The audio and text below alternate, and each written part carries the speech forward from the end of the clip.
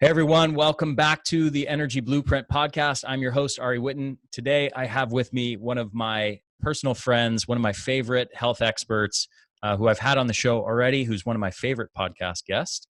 His name is Dan Pardi, Dr. Dan Pardi. Now you recently completed your Ph.D. And he's the CEO of humanOS and the host of humanOS Radio. He's a researcher at Stanford University, and his specialties include building systems for health, behavior optimization, and habit building. So, welcome to the show for number 2, Dan. Second time appearance. It's really good to be back. Thank you. Yeah, you were invited back, which means... I must have blown it this first time. You gave me a second chance. Yeah, we're doing a redo because your first one was so bad. So tell me a little bit about your background. What's your PhD in, and what kind of research have you been involved in? Yeah. So my PhD is basically, I basically did 2 PhDs, and I don't know if I should be proud of that or ashamed of it, but the first part was all on the molecule GHB, or gamma hydroxybutyrate. Wow. Years ago, I started to do work in that field when I was working for a pharmaceutical company called Orphan Medical. Orphan Medical was working with orphan diseases, and orphan diseases has a population of under 200,000 people. So they were not actually getting large drug manufacturers to work on compounds for their conditions. And so the FDA created some regulations that then incentivized companies to say, hey, we'll actually limit your costs of development so that you can help to address these people with these needs. And I thought that was a great mission. And that's when I got into sleep, and that was the compound that we had. And as I knew nothing about either when I started, but I became very interested in both sleep and this compound, and developed my own questions, did writing, wrote a review paper that was well received and got a lot of citations. And the mechanism of it is just really, really interesting. It's unlike really any other drug that you think of from a pharmaceutical. GHB is produced in all cells of our body. And if you take supraphysiological doses, it can have a variety of effects, ranging from positive feelings that people would take as a drug of abuse to, there's now been more scientific investigation into that, which is cool. Like it makes you kind of euphoric, right? Yeah. It has a euphoric feeling. It actually has pro-social, pro-sexual effects. Oliver Bosch out of Switzerland has now done some definitive work in that area, a series of 5 or 6 studies that's looked specifically into how people perceive others. And it just puts you in a very warm, happy, and even actually sort of feeling sexual state. He noticed that showing people neutral images was more arousing. It was as arousing as showing people that were not affected by the compound, didn't have it in their system. They were as turned on if they were watching, something that was highly arousing. So and that's new. And that people, so of course, watching like the garbage men come by their street, like picking up garbage gets them super horny, that sort of thing. Exactly. But this drug has just such a personality, because it had been considered the date rape drug, although that was an unfair characterization. It can be used in that regard, no doubt, but any drug that has central nervous system depression effects can be used in that way. So there's actually, Sorry, I was just going to say, I think there was also like a time maybe back in the 90s when a lot of bodybuilders were using it, because it's like a growth hormone secretagogue. That's absolutely right. It does directly stimulate growth hormone. They thought for a while that it was stimulating growth hormone because it elicits slow wave sleep. Mm-hmm. And unlike most other sleep medications, which will put you to sleep but suppress slow wave sleep, this will cause very robust increases in slow wave sleep, particularly in certain populations where it's been tested. But it increases slow wave sleep in all populations that have been tested, even people that don't have a specific condition. Mm-hmm. And anyhow, we release a lot of growth hormone during that stage of sleep across the 24-hour period. That's when you have the highest release of growth hormone. It's paired, the release of growth hormone is paired with that physiological state. So further work by some Italians then showed, actually, you don't need to be in that state of slow wave sleep in order for GHB to elicit growth hormone release. Bodybuilders got word of that and then started to take it every couple of hours, and it made them very lean, but it also can elicit at that point, with really serious withdrawal symptoms that have actually killed people. And so, yeah, it was, it has a real, it has a downside, and it has some serious consequences, but that's of course really abusing the drug. Narcoleptics take it and it helps them have much greater wakefulness the next day, right? You think of narcolepsy, you think of sleepiness, and it also suppresses some of the other symptoms that actually correlate strongly with the intense sleepiness that they have, something called cataplexy. So it had, fairly miraculous properties for that population. That's what I started to research, and that's what I did a lot of my writing on. That was PhD number one.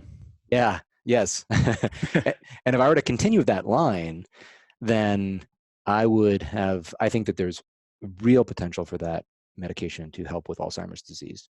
Oh, interesting. Yeah. I know it's used. It's like, it doesn't go by GHB, but it goes by another name, and it's used as a pharmaceutical for narcolepsy right now. And I think it's like there were some changes maybe a few years ago, if I'm remembering correctly, where it's like it became a scheduled drug, and it very tightly regulated. And I think it's also like really expensive as a pharmaceutical. And I don't know the details around that, but that's kind of what's popping in my head right now. That's absolutely right. Right. Yeah. So at the time when it was being investigated in clinical trials for approval by the FDA for narcolepsy, they were afraid that releasing this compound into the world was going to create an OxyContin-like situation where they were releasing a compound that was going to help some people, but it was going to be widely abused. They didn't want that. So it has one of the only bifurcated scheduling of any drugs, which means that if you prescribe it, if a doctor prescribes it for narcolepsy, or actually they can prescribe it off label too for anything, then it is a Schedule 3 medication. But if it is diverted in any way by a doctor or by a patient, then it has Schedule 1 characteristics. So like Interesting. cocaine or anything else. Actually, I think cocaine might be even Schedule 2 because it does have therapeutic usage. You find cocaine on crash carts. And so, but yeah, anyway, so if I were to continue that work, it would be in Alzheimer's disease, because we know that it's the lack of slow wave sleep that seems to be possibly causal to the accumulation of the pathognomonic characteristics of Alzheimer's disease, which is the aggregation of beta amyloid and also neurofibrillary tangles. So not only does slow wave sleep help to reduce that disease burden, but it also will elicit naproxen, which is a brain protein degrading enzyme. So it actually helps to break down the beta amyloid. Wow. Yeah. So anyway, it does a lot of stuff. That's what I would do if I was continuing with it.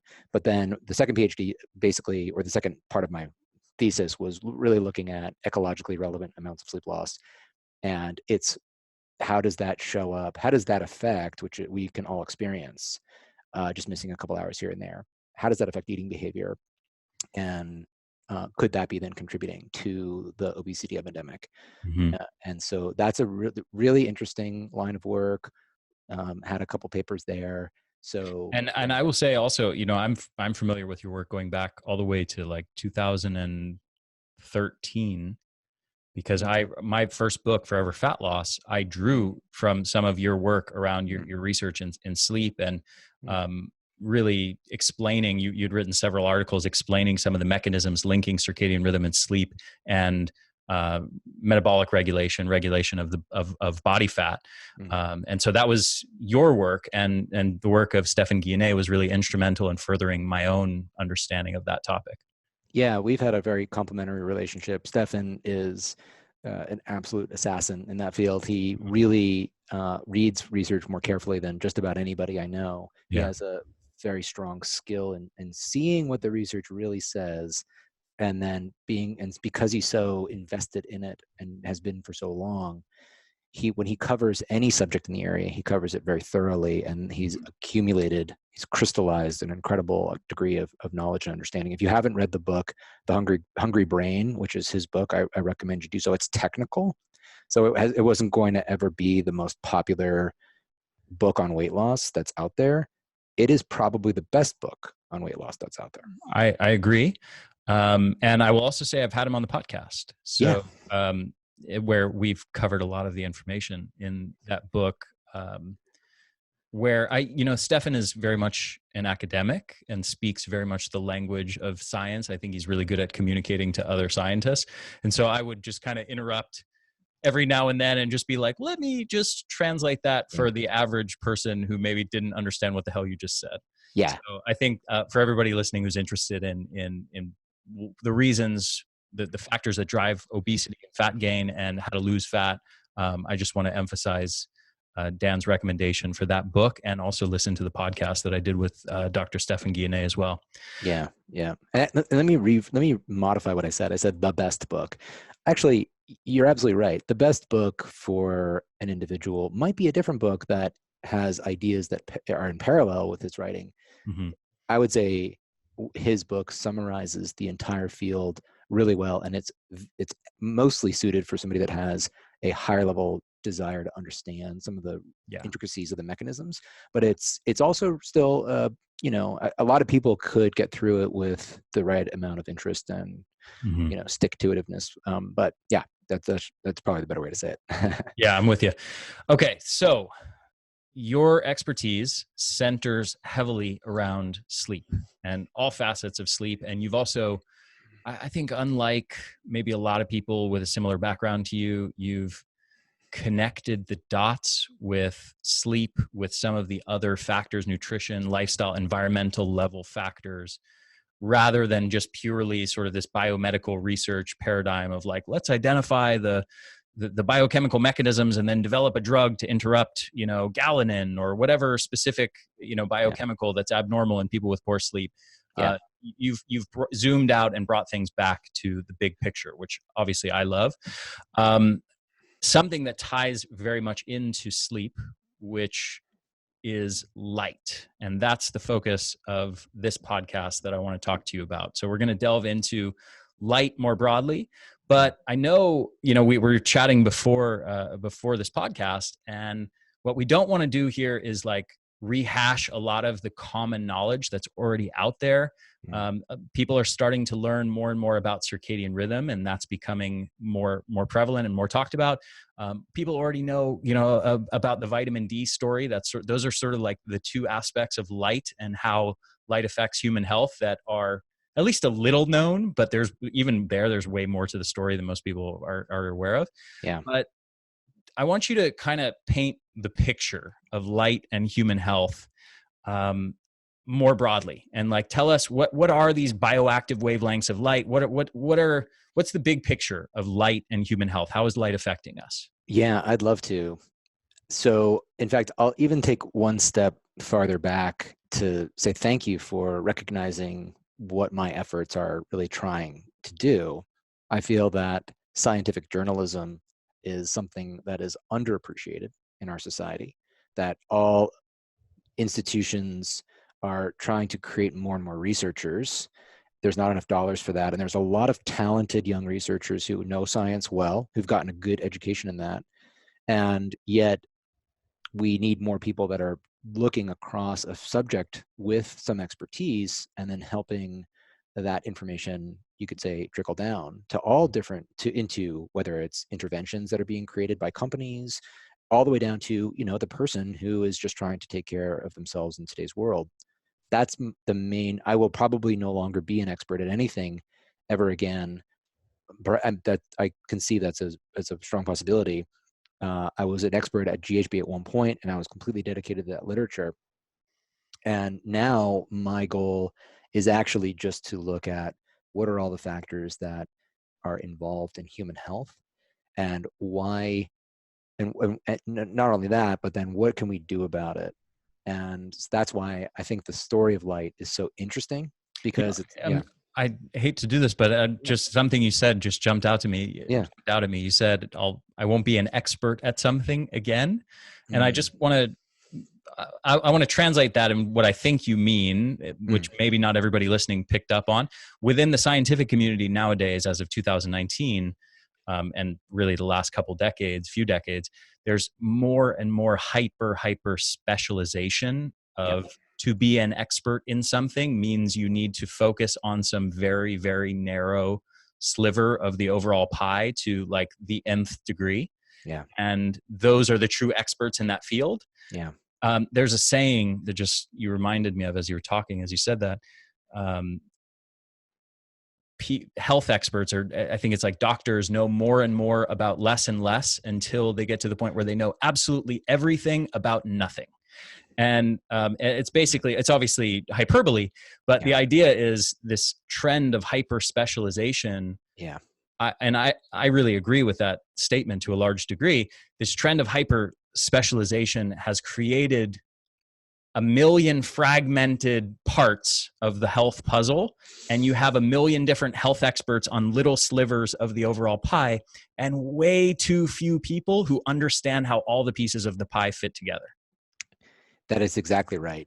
And that is exactly true to my perception. And I have seen that, I've felt it, and I like to stress test that idea. So whenever I come up with a thought or an idea about how something is, I try to look at all the counter arguments that would make that idea not true. And, I gave a talk a couple of weeks ago, and not to get off topic, but it was really on the state of health and our healthcare system. And we can rail against the healthcare system for failing, but it's basically, it's an incomplete system. Mm-hmm. And it has to do with the fact that it is completely not attending to the full definition of what health really is. Yeah. And if we were to successfully raise a healthy society, we would probably be spending 50% of our time in school age training people for how to live well in a world that is rich with persuasive technology. Yeah. that is completely embedded into the work and culture of modern life. So not only do you know how to have to live healthfully with technology that might be pushing you into patterns that we know are not healthy, you also need to learn how to harness tools that are working on your behalf to help you amplify your efforts to do well. And podcasts are a really great example of that. There's other tools too, but 10 years from now, things will be different. So mostly we need to not just train specific information, we need to train the capacity to adapt to change, a changing environment, a changing information base, and a changing you. Mm-hmm. And then you also have to be able to work with uncertainty and know how to just kind of what you're aiming for, and how to, basically not give up all the foundational things when you're trying something new. So you're not just trend hopping. So there's lots of ideas there, but that is, I'd say, the thesis. And so when I say you're not going to be an expert in any one thing, my pursuit is to be an expert at tying it together and helping people benefit from the farthest our understanding is, and actually how that affects their life and how they live. And that's the goal. Yeah. And I'll just emphasize that I agree that is the right goal, and that's my goal as well. Yeah. Yeah. Cheers. Yeah. It's good to be on this crusade with you. Yeah. Well, so I veered us off track there, but let's get back to light. So big picture overview, light and human health. What does this story look like at 30,000 foot view? Yeah. The story looks like this. Sun is bad for you. That's what it looks like. Melanoma, you're dead. Therefore, stay out of the sun at all costs. Yeah. Yeah. And that would be like an exercise, or like an orthopedic surgeon saying, only seeing all of the fractures and the problems, the orthopedic problems that come in from people that are training and doing exercise, whatever, and saying, you know what, we really shouldn't exercise. Yeah. It's terrible. We shouldn't use our hands at all. Yeah, exactly. We just need to immerse ourselves in like some sort of glass jar with completely protected from the outside world. Yeah. So that I think is a consequence of hyperspecialization, is that you are seeing a lot of the problems coming in because as a doctor, right? That's the other part of how our healthcare system work. It acts when there is a crisis. Mm-hmm. So somebody, what's this thing on my skin? Let me go get it checked out. And I think with the best of intentions, the goal is to reduce the risk of having those problems occur to the as much as possible. So I infer no, bad intentions from anybody in the medical field, but I do think it is a consequence of a system that has some pathology involved in its execution. Yeah, that exactly what we're talking about, the hyper specialization. If you only see skin and you don't understand how to connect it with everything else, you can see, there's increased rates of melanoma or skin damage, and and so you conclude you got to stay out of the sun, and yet simultaneously there's this massive body of literature showing that sun exposure is protective against so many other diseases and even many other types of cancer. Right. Right. And let me just say now, let this idea of light be a harbinger of the bigger picture here, which is that we are exquisitely sensitive to the natural world around us. Light is a great illustration of this. We must avoid the silver bullet thinking of, this has been the thing that is explaining all of the issues. And, but it could explain some, for sure.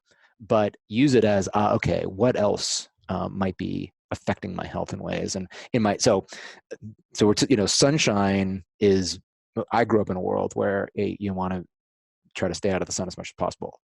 SPF 70, wear clothing as much as possible, just stay out of the sun. And I felt that message became increasingly firm throughout, from my young childhood to into my young adulthood of maybe 20, 30 years old.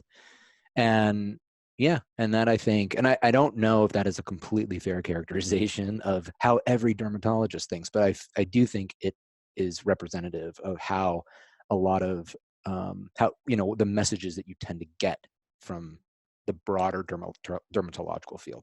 Yeah.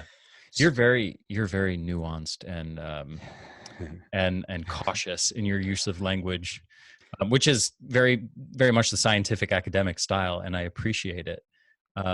But I wish you wouldn't mince words because I know what you're actually saying, but you're very cautious not to offend anybody in the process. Probably smart. Well, it's actually representative of how I feel. I do think that, I wouldn't want to impute my opinion about how somebody else thinks, because I've not done a survey to say, all right, what do dermatologists really think? Yeah. This is what I think they think, but it would be cool to actually do a survey, because I'll tell you this, and I bet this is true for you too, that you have been exposed to different types of doctors, ones that don't see outside of the guidelines they're implementing, and ones that feel completely constrained and frustrated by that rigidity. Right. And so I know the doctors that I've gone to, I mean, they have to sort of work. They have only a certain amount of time to see their patients. They have to work within the system.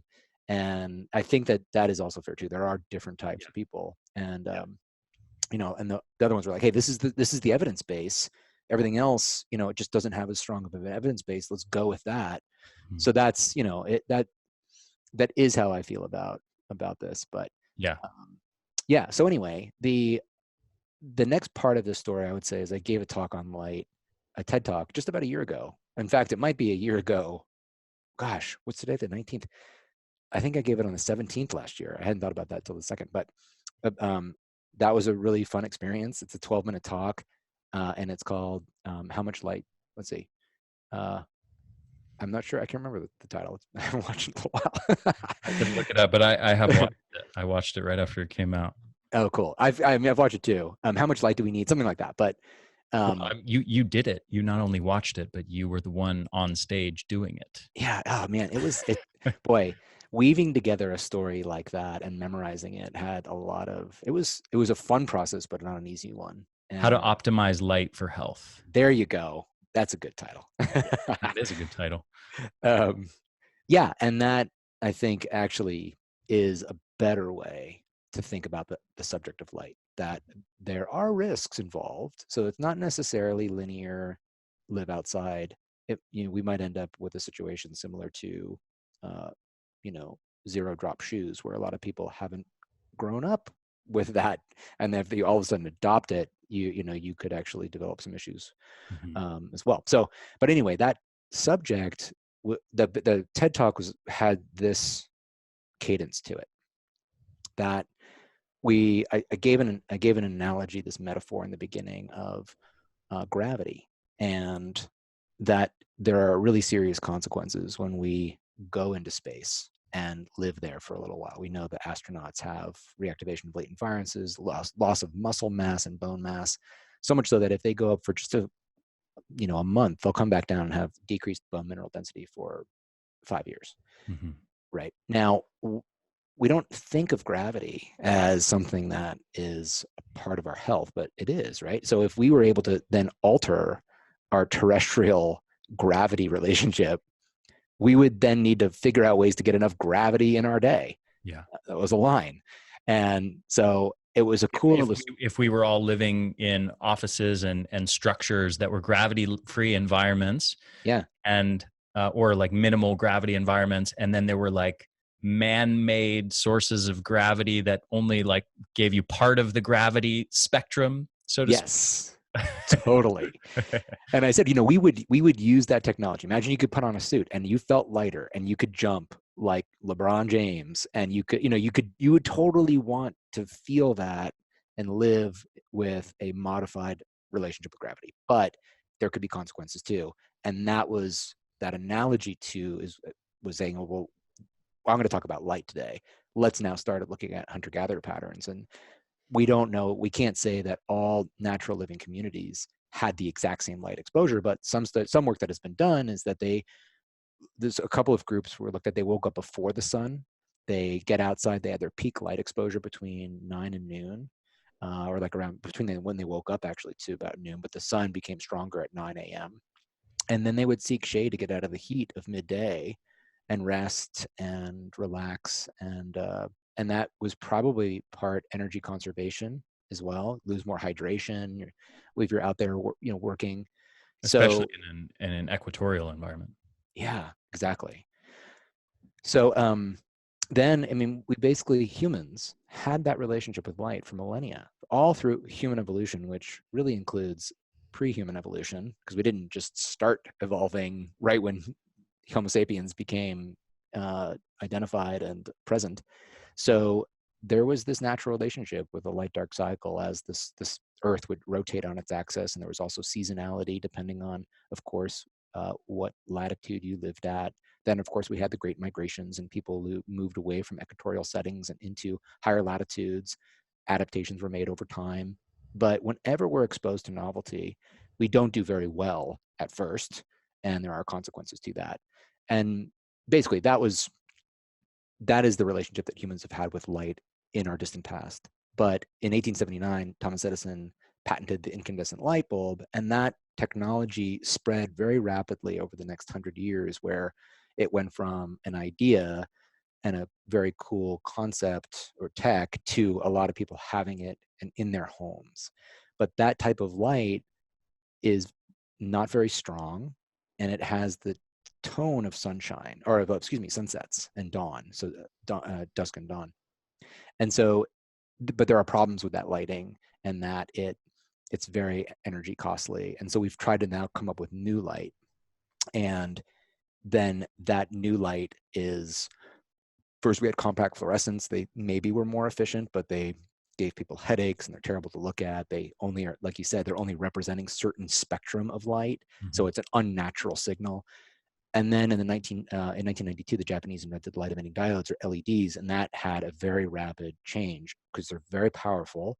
They're more energy efficient. You can dim them. They can be very bright. You can even change the color.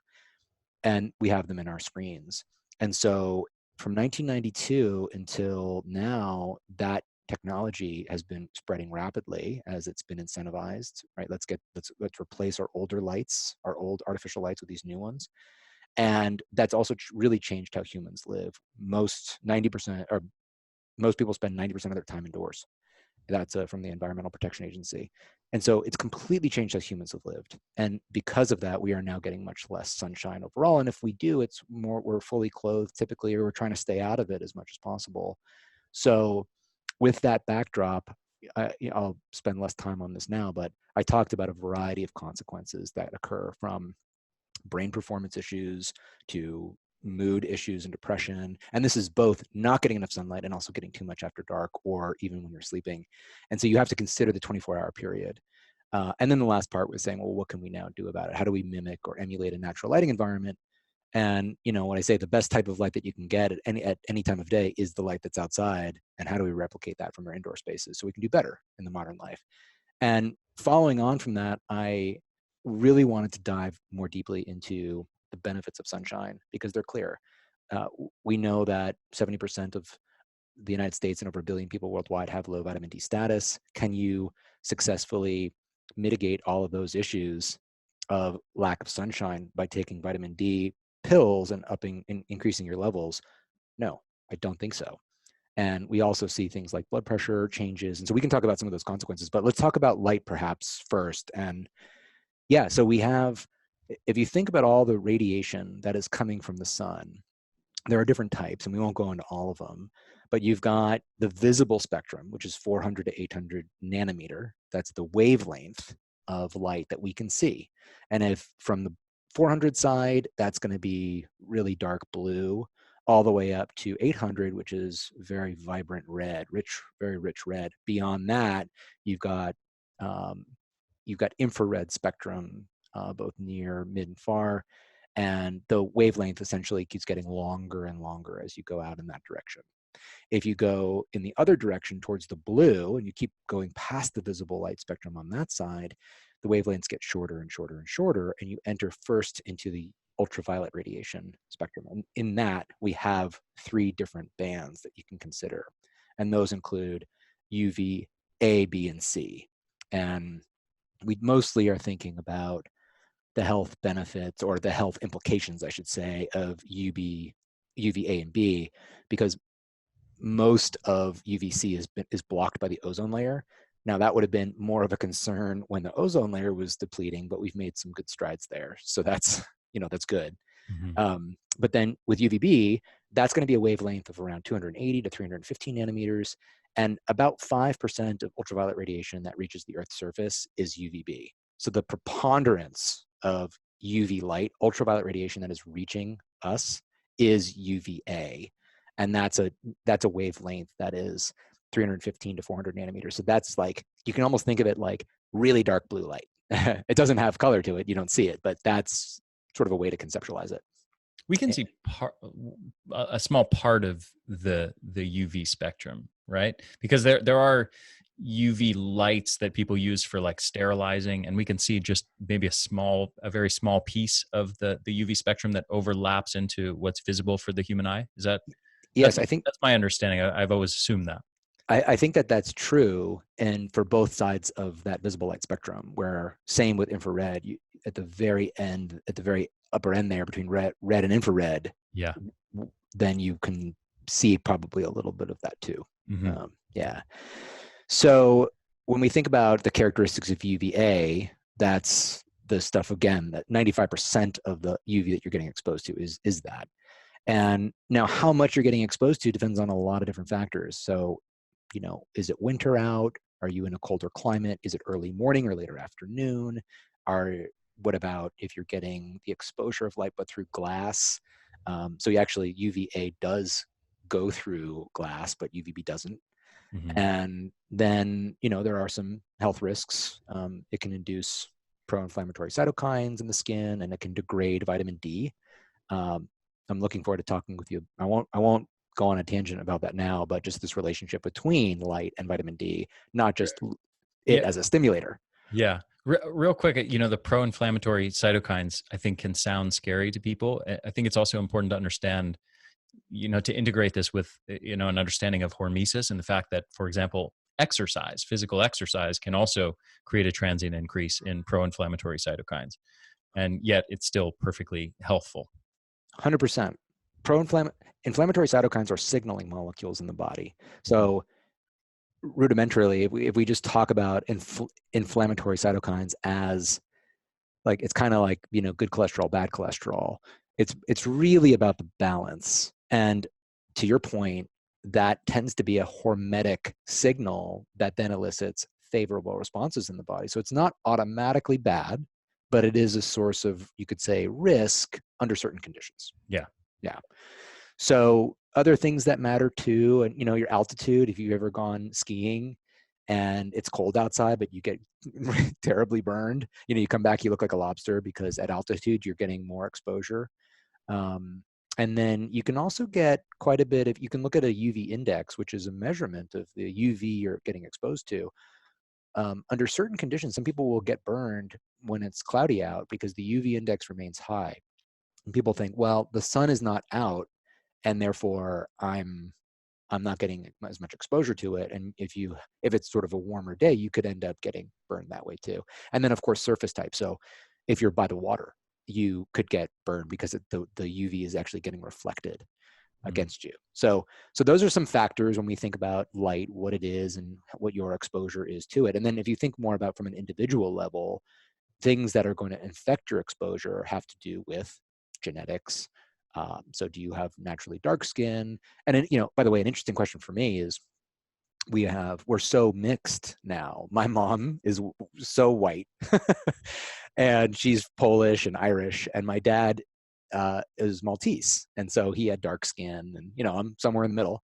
So I basically I kind of turn red a bit, just like my dad did when I get tanned. And I'm still wondering, I'm like, well, is that just how we tan, or is that just because am I getting some good benefits from my genetics and like I'm also have like some risks there too? I don't know. I don't know. And then things like your age.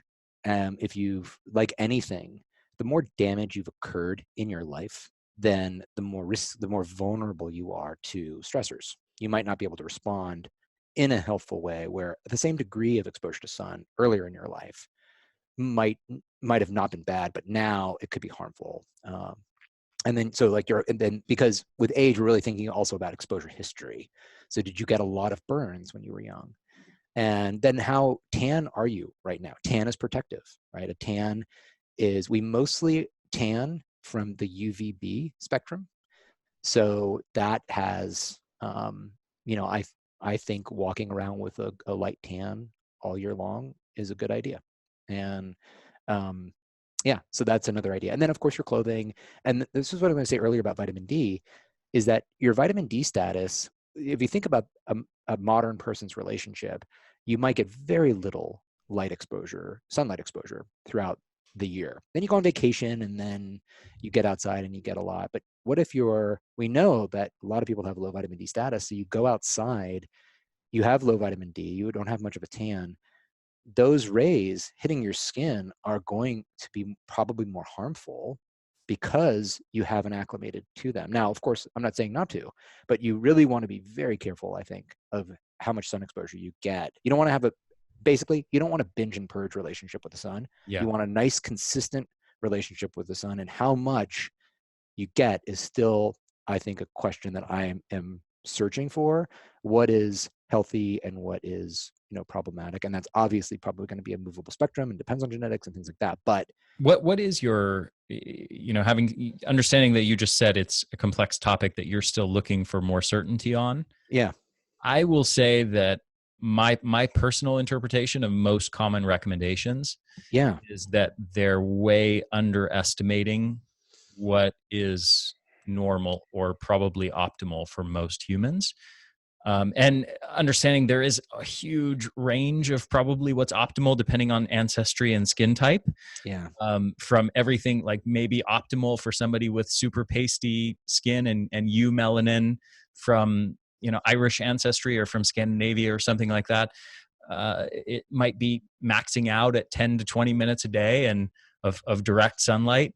And somebody, I was down in Mexico recently in a kind of tropical environment down there surfing, and a lot of the local Mexican guys who we're surfing with and who are like taking us out on boats to these surf spots, they just literally hang out all day, like in the direct, super hot, almost not equatorial, but very intense, like tropical sun for 6-8 hours a day of direct exposure of sunlight, and their skin is completely adapted to it, and they don't wear sunscreen and they don't get sunburn. So, I'm just curious what your take is on how you would explain what's an optimal amount of sun exposure.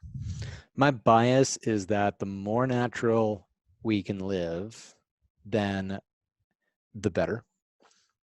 And so I agree with you that once you have been able to make the acclimation to the sun stress exposure, then there might not be an amount that is really very harmful to you. But I do also know that a lot of things have changed not just our relationship with amount of sunshine we get, our diets have changed, and the diet has a big impact too. In fact, so if we think about some of the consequences of sun exposure, they are real. You have things like, sun damage. So we call that erythema or reddening. You can have oedema or swelling of the skin. And this is, again, from getting burned. Photoaging, we know the mechanisms there to sort of break down the collagen, et cetera. And then there are, of course, the cancers, melanoma, lip cancer, keratinocytes. So those are ones that are a concern. And then ocular, cataracts, ultraviolet keratitis, things like that are also concerns. And we know that the ultraviolet radiation can directly damage DNA. How? It can do so in a couple of ways, but primarily by forming what are called pyridine dimers. And what that basically is we have, you form molecular lesions between thiamine and cytosine bases in DNA. So they stick together when the photon of UV light hits the DNA. And now that doesn't mean that we should totally stay out of the sun, because we have good DNA repair mechanisms that can come by, and it can actually fix those pyridine dimers. It can cleave them, it can put things back in stage. But the damage effect does occur. And so you have to have good DNA repair mechanisms. And that sort of is hearkening to my comment about diet. So if other parts of your life happen to not have adequate contributions that then are helping with DNA repair processes, you're not getting enough sleep.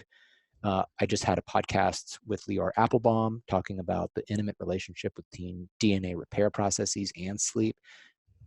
You have to then consider other factors too that could then put you into a state where the stress stimulus, which can be healthy, is now becoming problematic. Right. And it's not directly related just to your sun exposure pattern. It has to do with other things too. Yeah. This is a good point. And I was hoping you'd bring this up, because there's also a lot of research around, like, for example, specific phytochemicals that can build up in our skin cells that help protect the skin cells from UV damage. So there is this very direct relationship that is already, it's not speculative, it's built out in the literature pretty substantially already, as far as your consumption of things like astaxanthin or cacao or various kinds of polyphenols, sulforaphane, things like that literally enhance your skin cells' ability to be exposed to that sunlight and not incur lots of DNA damage from it. That's exactly right. Things even there's been some interesting work. There was a paper in the New England Journal of Medicine. I'd love to get him on the podcast, actually, looking at NAD supplementation and how that affected the solar stress radiation response. So, but broadly, phytochemicals, there's something called fern block, which is in HelioCare. These are oral sun protection agents. And do you actually need to go buy those? Well, they just tend to they're phytonutrients that are causing a good effect. And some of them have more research than others. My feeling is that, probably just having a good phytonutrient-rich diet is good. So when I get sun exposure, you know what I always do? I go find a rosemary bush and I just will chew on it here and there across the day. Just take some off and eat it, because the rosminic acids have also been shown to limit the solar stress. And vitamin D is another factor. So if you have low vitamin D status, then another potential thing that one could do, and I don't know this to be true, it's speculative, is to take vitamin D. If you know you're going to get a lot of sun exposure that day, take some vitamin D beforehand. And that's interesting. Yeah. So that's so explain that. So the vitamin D itself is like signaling, it's part of the skin signaling that lets it say, hey, we're used to sun. Whereas if you have low vitamin D, are you saying that the skin is more sensitive to sun exposure because it's basically saying it's more likely to sort of just get damaged sooner? It in itself is protective, the vitamin D. Interesting. Yes. So it makes sense. When you get more sun exposure, your body produces more vitamin D. And a lot of times, So that's fascinating. I did not know that, because yeah, everybody thinks of vitamin D as like what it's doing once it gets in right. circulation and what it's doing in the body. But the sort of more obvious thing may be just that it has very local effects as far as helping to protect your skin from sun. Yeah, yeah, that's right. It's funny, oftentimes, by the way, side point, we'll see that, oh, this inflammatory marker is off. And I'm just sort of making up a scenario here to illustrate a point. Therefore, that's bad. But Mm-hmm. what if that was protective, Mm-hmm. right? What if that response is actually doing its best to protect the body in important ways? And of course, it might therefore be a signal, but you can, I'll give you a direct illustration of this, that in Alzheimer's disease, drugs that would break down or prevent the formulation of beta amyloid caused a worsening of Alzheimer's symptoms. Yeah. Right. So that indicates that the beta amyloid is occurring as a protective process, and you can monitor it, and it's not a good sign.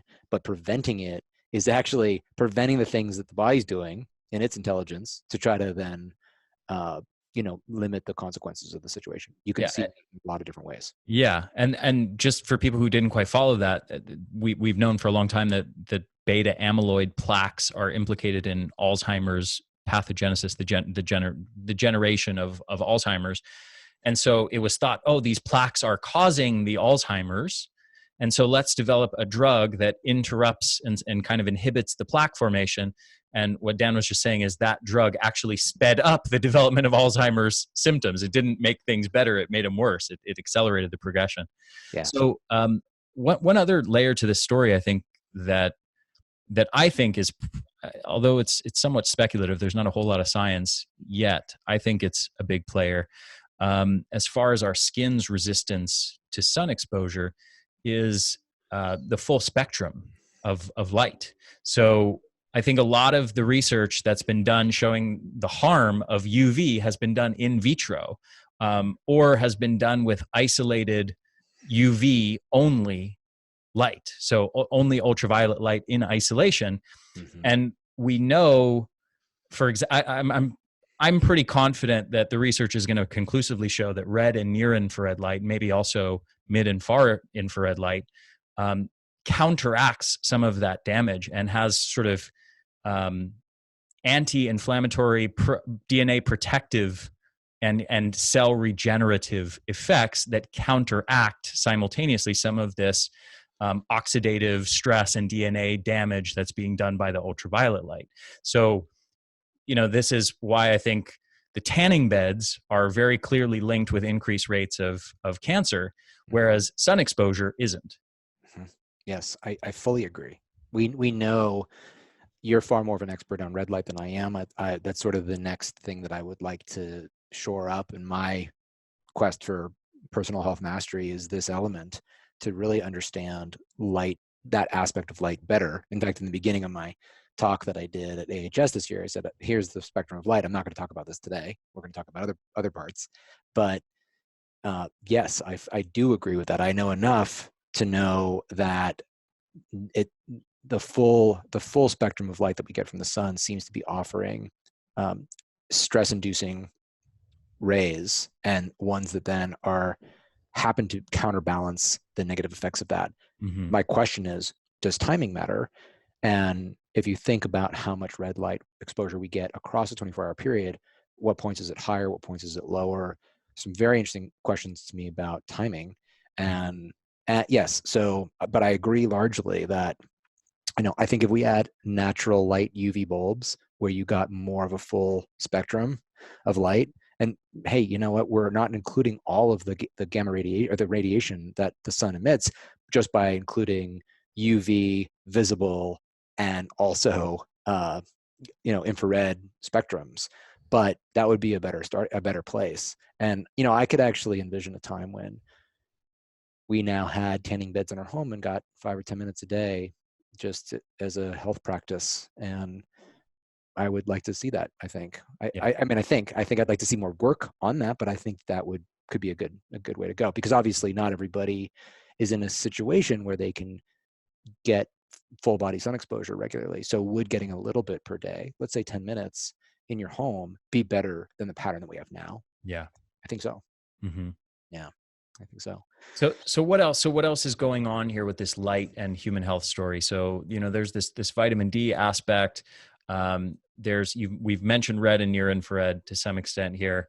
There's different layers of the UV story. Where do you want to take this next? I'm curious also, have you dug into the melanocortin system at all? Is there some really interesting stuff also that ties back into body fat regulation, your which is one of your 7 PhDs that you've done? Oh, I would like to do more.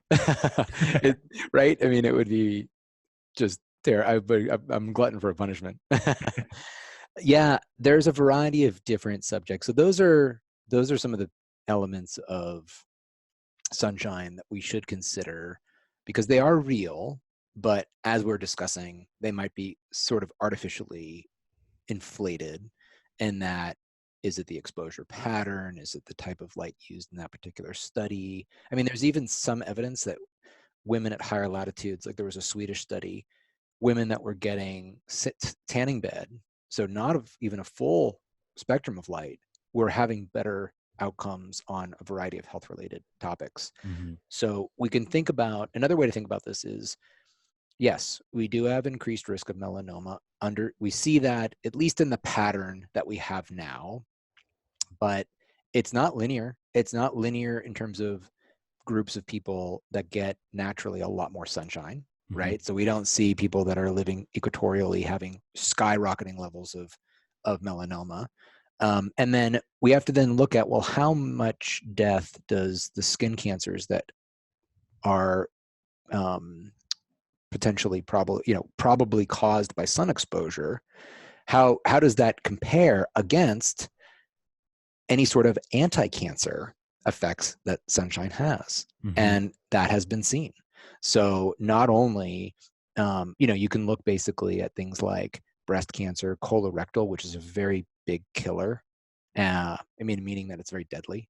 So it has, it's about 4% of the lifetime risk of getting cancer in your life is towards colorectal cancer, but it accounts for like almost 10% of the deaths. So it is particularly deadly. Things like non-Hodgkin's lymphoma, prostate cancer, you see a decrease in the risk for those cancers when you get more sunshine. And not only that, but you also have a better survival. So if you're getting more sun, your cancer survival is basically associated with better responses in the patients that have higher cumulative sun exposure or who are diagnosed in the summer or autumn.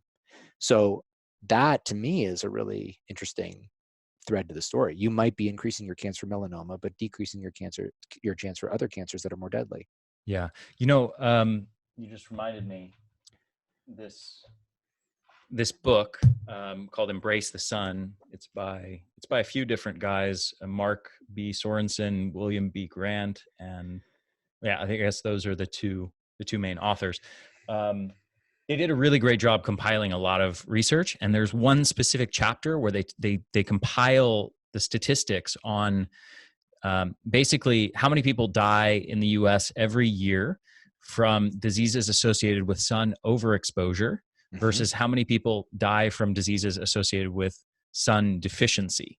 Right. And the statistics, I'm going to get the exact numbers wrong, but it's literally something like 5,000 people a year die from sun overexposure related conditions, and something like 250,000 die a year from diseases associated with sun deficiency. So that, when you frame it that way, it just makes it look all the more silly when somebody's who's hyper specialized in one specific field, like dermatology, is saying, just looking at the skin side of the equation and saying, you got to avoid the sun, look what it's doing to your skin. Well, yeah, if you avoid the sun, you're also dramatically increasing your risk of dying from like 30 other diseases. Yeah, I know. It's, it is the consequence of that hyper specialization. And this is just, right. So what are all the other different factors? I mean, you could argue, and we don't have to go into this now, but others have argued that obesity is the greatest modern health risk of our day. And the reason why is because of, if you think of obesity not as a level of body fatness on the body, but rather as a metabolic state that has high association with over 50 to 100 other conditions that lead to premature mortality, you realize that it's a very big concern, beyond sort of the hyperspecialization of just looking at fatness or the, that itself. It's really indicative of a bad metabolic condition, particularly the very, very, very high levels. But yeah, I mean, the evidence now for sunshine and weight is pretty cool. I mean, I've been enamored with finding out more about it. There are multiple threads, and so you mentioned the melanocortin system. So there's a variety. What that is, pro-opiomelanocortin is a peptide that is released in a couple of different places in the body, and those include mostly in the arcuate nucleus of the brain. So that is an area that is considered almost like the fat set point. So you have certain neurons that are there that are producing these compounds, and a lot of work actually into obesity drugs has tried to target that system directly. And we know that individuals that have monogenic mutations of the melanocortin system have excessive obesity. They're 500-600 pounds. Of course, most obesity is more polygenic, and it's meaning that you have increased risk depending on the complement of genes you have and how they interact with the modern environment, right? So you could kind of be living a similar lifestyle it's one way to look at it, kind of living a similar lifestyle, but having very different outcomes than somebody else that have a different set of genes. It's not a perfect depiction of that. But anyway, melanocortin is also released in the skin, and it's released in response to sunshine. So that is quite interesting. And some of the cleavage products, so this peptide that is produced is then broken down into a couple of different compounds, and those compounds are alpha MSH, which is a compound that has anti-obesity effects, beta endorphin, which we think of, I think, if you know that compound, you think exercise, right? You exercise and you have the release, that good feeling hormones that are released, that's beta endorphin, and also adrenocorticotropin, so some stress hormones as well. And so alpha MSH helps to prevent obesity by basically suppressing appetite.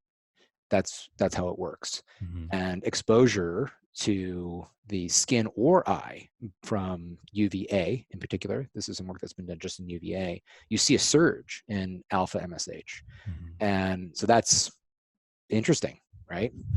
That's one line that, because part of the problem is that we're also eating more. So are we missing a signal by the way that we live coming from sun that is contributing to an appetite that is dysregulated in a manner that would lead to overconsumption in a permissive environment like the one we live in with lots of food choices? Well, to zoom out now to the big picture level, you talked about the mechanisms there, and so you could extrapolate that theory and say, well, if you don't have as much of this compound that would be suppressing appetite, maybe that's contributing to increased hunger that's driving fat gain.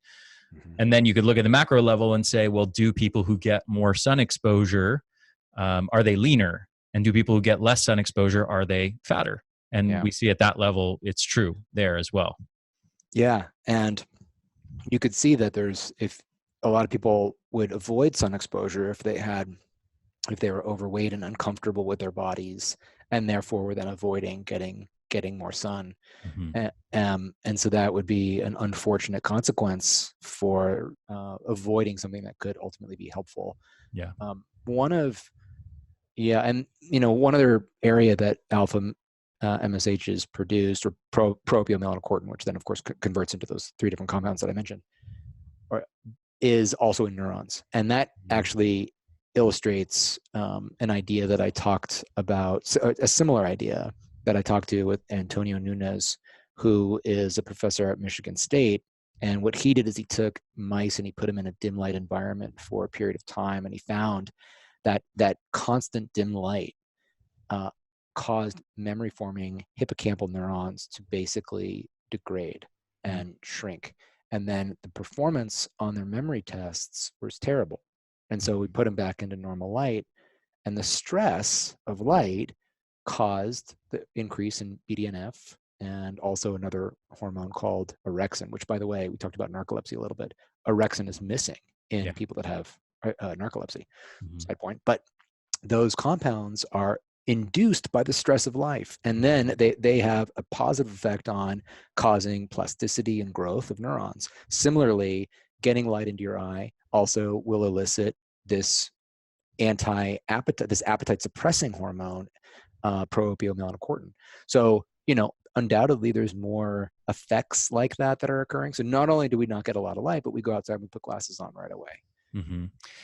There's another layer to this story of light and fat, which has been more recently uncovered. I think just like literally maybe a year ago, I want to say there was some research, kind of groundbreaking research that came out. I know I can see you nodding, so you already know what I'm referring to. I know what you're referring to. So can you explain what this other layer to the story of light and fat cells is? Blue light, baby.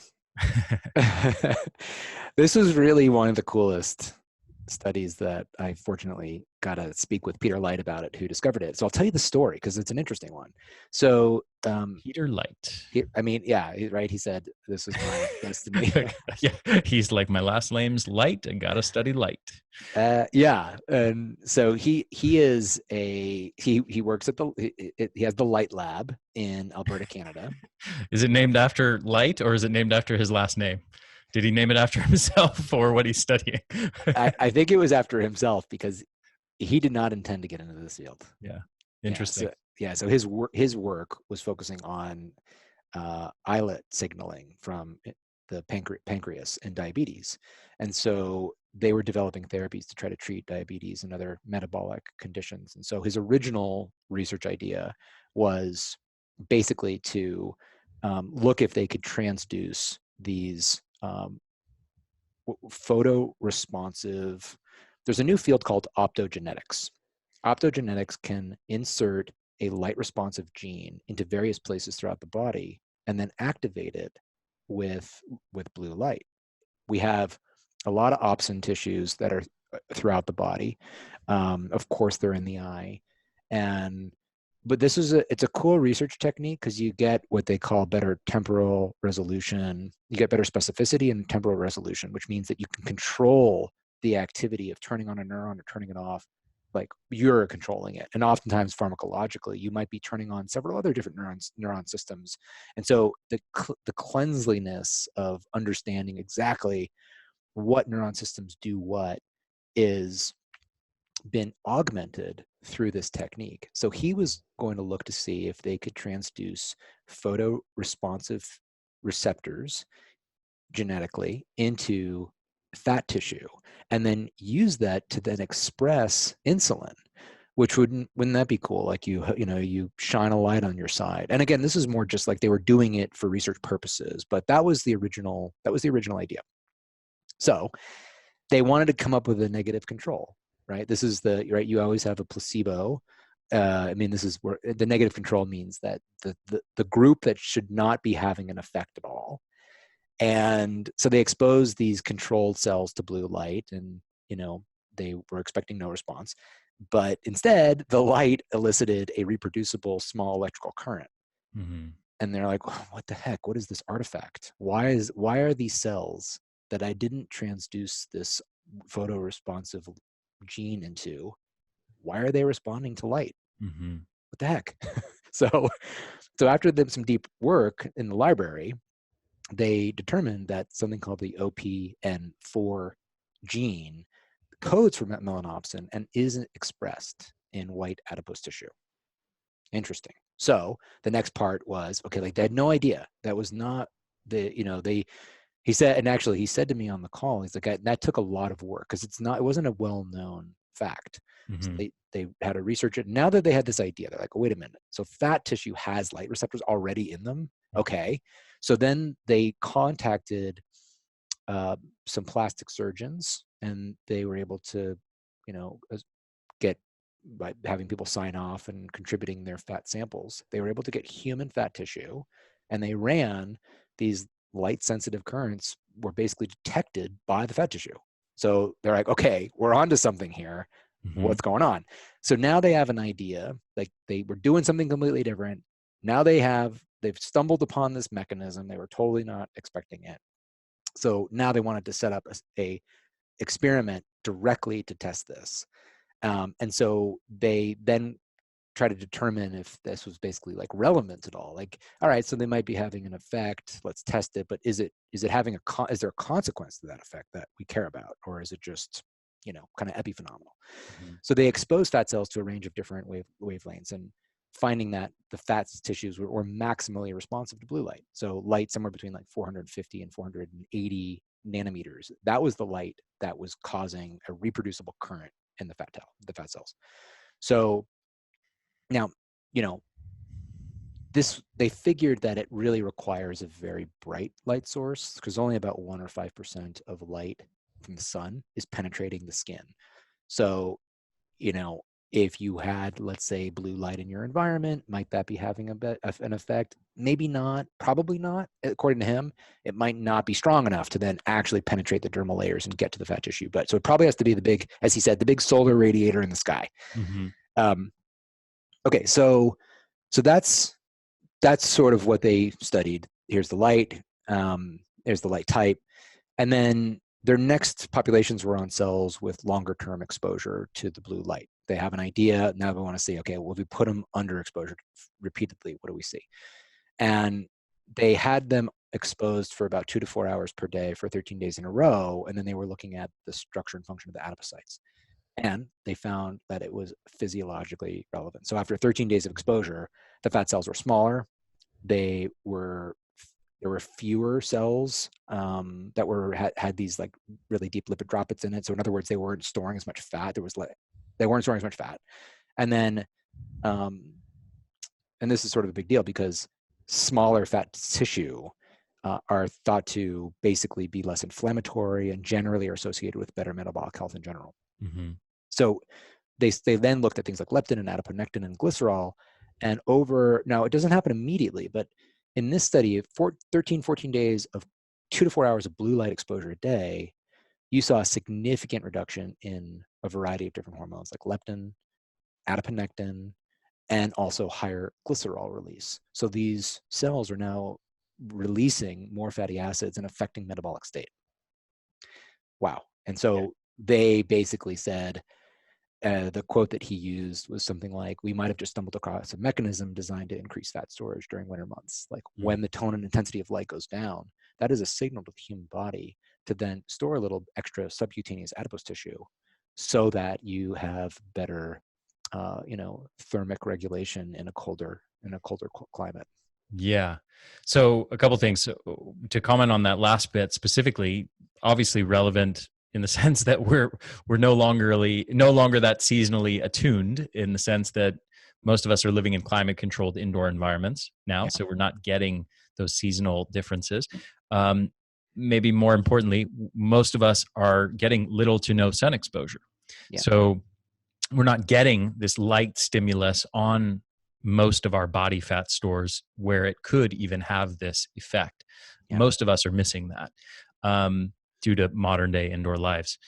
The other thing I want to just comment on personally is that this was fascinating. I did not know all the sort of background story leading up to this discovery. So that was fascinating to hear the explanation of. Yeah.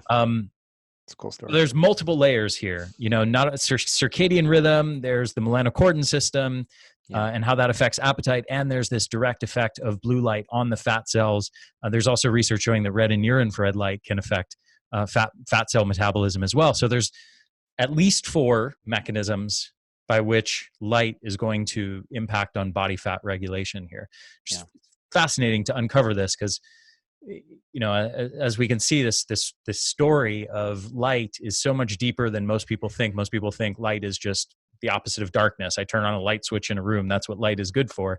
Yeah. And they don't realize that the light that they're getting is directly impacting on their fat cell metabolism and causing electrical currents and impacting on feeding through their eyes, impacting on the circadian clock in their brain, regulating all these different neurotransmitters and hormones and mitochondrial function and levels of inflammation, and vitamin D, which regulates over 2,000 genes, and red and near infrared light, which are directly impacting on growth factors and in tissues and modulating inflammation, and all these different aspects of how light is affecting our body. And that's not even the whole story. There's like light impacting on our skin, as you said, causing release of beta endorphins and maybe serotonin via a skin pathway. And I think the big picture here, if people are following all these layers to the story, is like our body is deeply and profoundly responsive to all these different wavelengths of light, and they're doing all kinds of crazy stuff and activating literally probably a dozen different mechanisms and pathways in our body, and influencing the expression of thousands of different genes in our body. Light is a drug, or maybe better stated, light is a nutrient, much like food, and we need different nutrients from food, and that impacts our body in profound ways. I think light is the same. We need different light nutrients, and those things impact our body in all kinds of different profound ways. Yep. Yeah. Nitric oxide release is another one. Yeah. I was just going to say, is there any one or two pathways? I mean, there's probably 10 more that you could talk about, but are there one or two more pathways that you think would be relevant to add here? Yeah. So in the TED Talk, I talked about how blood pressure rates rise linearly as you move away from the equator, and how blood pressure tends to be higher in winter months than it is during the summer. Well, it also seems it could be a plausible mechanism here for body fat regulation as well. How? Well, dietary nitrates can cause a browning of white adipose tissue. So what does that mean? Brown fat is really anti-fat. So white adipose tissue stores lipid droplets and can be used for fuel and for Insulation. Thank you so much. And I could see by the way you were miming it. Yes. Yeah, exactly. You were doing like whale or like seal blubber hand gestures. I'm so glad you got that. we would absolutely crush it at that game where you like draw on the board and I have to guess the word. Yeah. And yes. And so we see this increased expression of thermogenesis related genes in brown adipose tissue with nitric oxide release, and we get more of that when we get exposure to sunshine. So could you have an increased browning? I mean, we grew up, brown fat is actually considered a newer field because we thought we lost all brown fat by the time we were an adult, and that has everything to do with how we've been living. Yeah. Right. Maybe it was like it's only in kids and babies, and then adults don't have this. And then we realized that the reason adults don't have it is because we're living in modern, climate controlled, insulated environments. Yeah, exactly. And probably aren't getting, and by the way, there's a melatonin connection as well in terms of stimulating brown fat. We're living in less darkness. So you have a lot of different connections there for this connection. So, I think trying to regulate this in the modern world is hard. I'm really intellectually stimulated by this idea of blue light. Now, we don't know how sensitive that system is. They were looking at 2 to 4 hours a day. What if that, let's just for argument's sake, that is the amount that we need. Oh man, it's going to be hard. That's going to be hard to get 2 to 4 hours of blue light. That's particularly if it's coming from the sun. Like if it has to be that strong to penetrate the dermal layers and get into the fat tissue, it's got to be the sun that's doing it. Yeah. That's going to be a hard thing to take advantage of, even if more evidence builds up that it's true. But more and more people can get outside.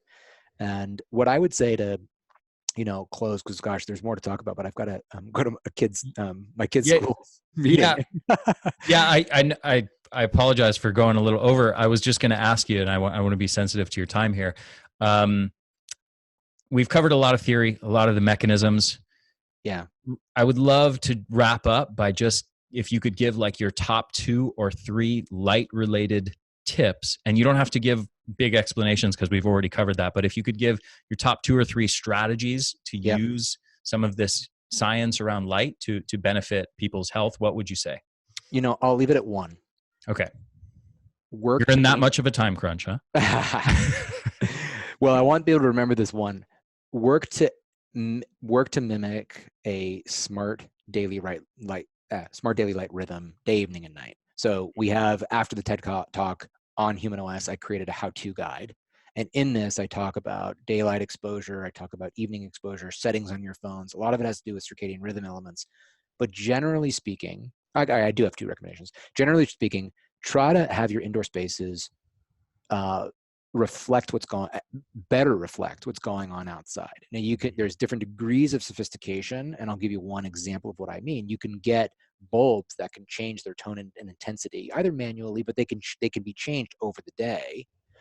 Or secondarily, you could just have a different set of lamps that you use in the evening that then you turn off your day lamps and you put on your night lamps. That's a good way to go. But there's nothing better.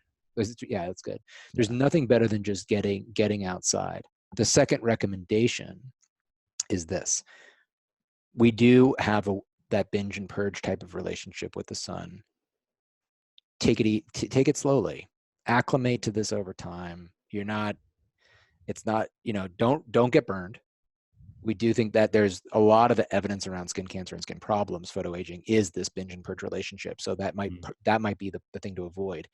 Take it very slowly, almost like I say with cold showers.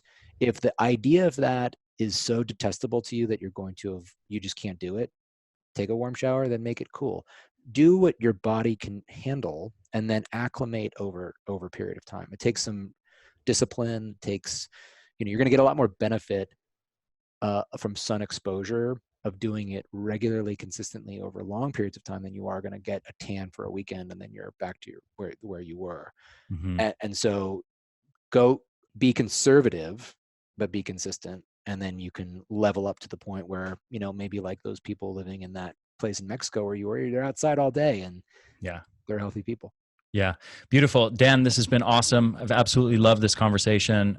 One of my favorite topics with one of my favorite people. I say this every time we talk, but I need to have you on again. Yes. For everybody listening, Dan has a brand called humanOS, Human Operating System. There's an amazing podcast. There's a great website, tons of great articles that he gives out for free. There's a great program that is ridiculously cheap. I think it's $10 a month or $15 a month. $10 a month. Access to amazing knowledge in there. I highly recommend it to everybody.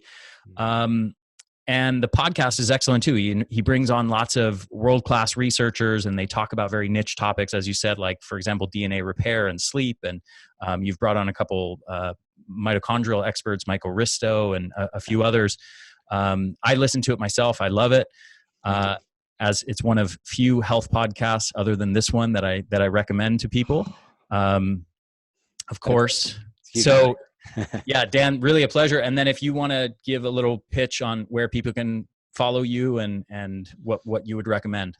Yeah, we're pretty active on Twitter. It's sort of more scientific there. The conversations on the podcast, I love them, and that's not about me. It's about the guests. But I go directly to researchers. I think there's a lot of different types of good conversations, but I felt that was missing often. So I go speak with a researcher and I talk to them about their latest study or their understanding of the field. So at this moment in time, we launched a podcast yesterday with Professor Pankaj Kapahi from the Buck Institute, and we talked all about AGEs, or advanced glycation end products. The podcast is the official podcast of the Sleep Research Society and the Canadian Sleep Society, but we cover aging, mind, everything related to the body and how to get it to be its healthiest. And it's a lot of fun. And then on humanOS, funny enough, our courses are a little bit different. They're actually not as detailed, and they're really designed to give somebody a framework understanding of a subject. And so they're 20 to 30 minutes, and we want you walking away from taking one of these micro courses and being like, I understand that subject much better now. Mm-hmm. And we really want to sort of help people pursue fluency, which means a subject well enough where it can direct your actions. And then we pair that with how-to guides and sometimes other tools, whether if it's a diet, like here's a bunch of recipes, and we've got workouts and you can track yourself. So it's an ecosystem of support, all to help amplify the efforts that you are putting in to make those more effective and efficient over time. So that's what we do. And it's such an honor to always come on here. I love our discussions. Yeah, me too. Real quick, just to make sure people know where to go. Is it humanos.com or dot? .me. Thank you. Yeah, humanOS.me. And It's all about me. it's all about me. Yeah. Yeah. And go there. You can check it out. And then you can find the blog there too, and links to Twitter and all that. Awesome, my friend. Well, thank you again so much. I know you got to run to do your thing with your kid. Yes. It's time for my evening adventure with my son as well. So Cool. Have a great one. I look forward to talking to you again very soon. Yeah, likewise, Ari. Have a great night. Yeah, you too.